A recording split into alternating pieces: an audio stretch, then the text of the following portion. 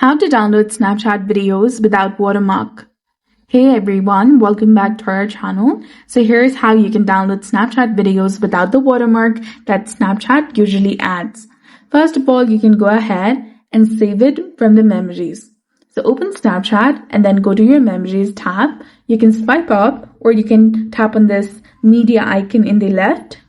This will take you to your memories section. Now from this page, you can tap and hold onto any video that you want to save.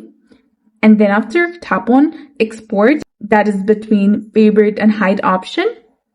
Once you do that, tap on download, that is between copy and WhatsApp. And this will be downloaded in your gallery. And this often saves without the watermark.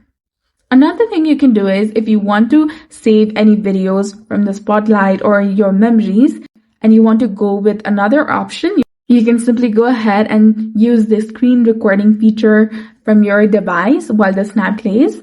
You can edit the recording to remove any Snapchat interface elements, and screen recordings usually don't have watermarks.